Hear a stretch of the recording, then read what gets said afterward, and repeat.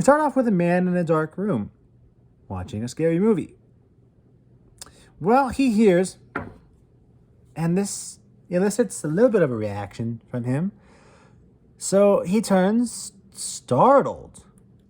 What does he do, though? He just fixes his glasses and goes back to watching the movie. Oh! So then a few minutes later, again, I guess whoever was knocking on the door was like, you need to react to me, and then knocks again. This time he actually does have a bit of like a reaction. He actually does kind of jump up, like startled reaction.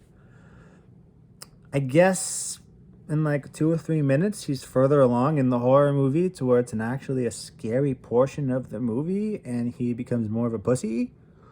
So he actually does close his eyes and does, that kind of thing, like closing his eyes and breathing in and out, in and out.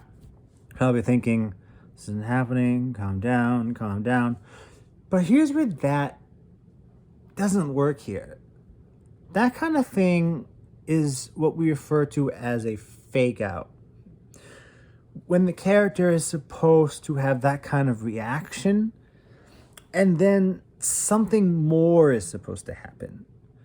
But by that reaction, we're supposed to have like a connection with the character, like feel the fear, feel the, bothersome that the character is feeling.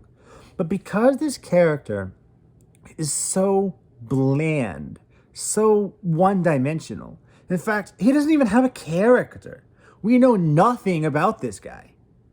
It doesn't work. It's just some guy being a pussy in his room. All you have to do is literally go turn on the lights and you're fine.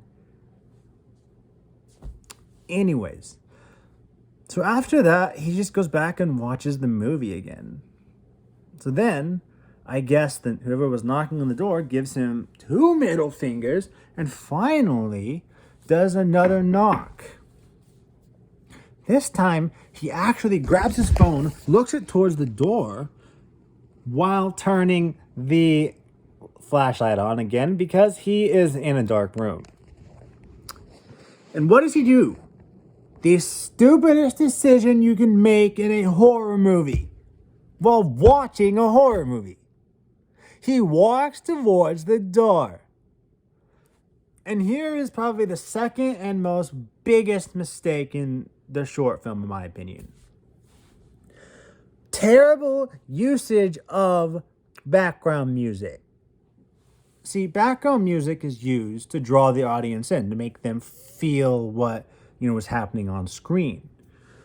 And to an extent, this guy had the perfect situation up. He's going towards the door, it's kind of POV, his hand's going there. But the background music starts so early that when it ends, like all the intensity, all the, it's going to happen, stops. Because he does the full 30 seconds more of just his hand right here towards the doorknob and him going before opening it, and we get our big jump scare. You're not supposed to do that. When you have your typical scary build-up music that he does in this film, you're supposed to open the fucking door right when the music ends. Because otherwise you've killed all the build-up.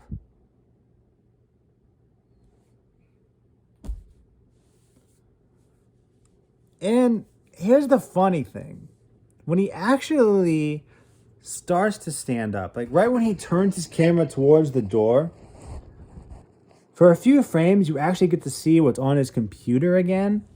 And it is the nun ghost from one of the Conjuring movies. And what actually is the jump scare? A red version of the nun from one of the Conjuring movies. Yeah.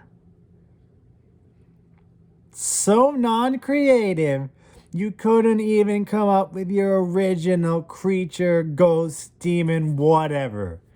You literally had to use the design from another movie.